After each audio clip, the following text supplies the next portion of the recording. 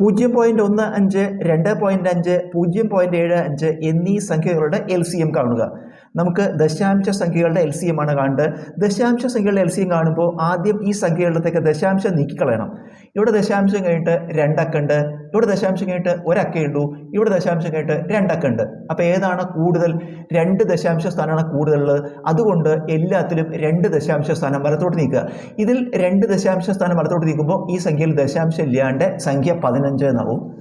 ഇതിൽ 2 സ്ഥാനം വലത്തോട്ട് നീക്കാൻ ഇവിടെ ഒരു സ്ഥാനമേ ഉള്ളൂ. രണ്ടാം സ്ഥാനത്തിന് പകരം ഒരു 0 ചേർക്കുക. അപ്പോൾ സംഖ്യ 250 എന്ന് വരും. ഇവിടെ 2 ദശാംശ സ്ഥാനമാണ്. ഈ ദശാംശം ഇങ്ങോട്ട് നീക്കുമ്പോൾ ദശാംശം ഇല്ലാണ്ടായിട്ട് സംഖ്യ 75. ഇനി ഇതിൻ്റെ LCM കാണുക, ലസാഗു കാണുക. ഇതിനെല്ലാത്തിനെയും ഹരിക്കാൻ പറ്റുന്ന സംഖ്യ 5 ആണ്. 3 5 15, 5 25, ഒരു 0, 15 5 75. ഇതിനെ എല്ലാത്തിനെയും ഹരിക്കാൻ പറ്റുന്ന സംഖ്യ ഇല്ല.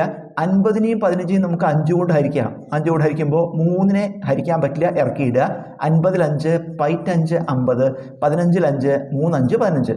ഇനി ഈ 3 നമുക്ക് 3 കൊണ്ട് ഹരിക്കാം. 3 കൊണ്ട് ഹരിക്കുമ്പോൾ ഒരു 3 3, 10നെ 3 കൊണ്ട് ഹരിക്കാൻ പറ്റില്ല, 10 ഇറക്കിയിട്ടു. 3 3, ഒരു 3 3. ഇനി ഇവിടെ 10 മാത്രമേ ഉള്ളൂ. അപ്പോൾ LCM കാണാൻ ഈ എല്ലാ സംഖ്യകളും ഗുണിക്കുക. 5 × 5 25, 25 × 3 75, × 10 750 എന്ന് കിട്ടി. ഇനി നമ്മൾ ചെയ്യേണ്ടത് ആദ്യം ചെയ്തത് തിരിച്ചു ചെയ്യണം. ആദ്യം നമ്മൾ എന്താ ചെയ്തത്? എല്ലാത്തിലും 2 ദശാംശ സ്ഥാനം വലത്തോട്ട് നീക്കി.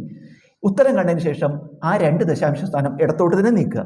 അപ്പോൾ 2 സ്ഥാനം നീക്കുമ്പോൾ 1 2 ഇവിടെയാണ് ദശാംശം വരിക. അപ്പോൾ ഉത്തരം 7.5.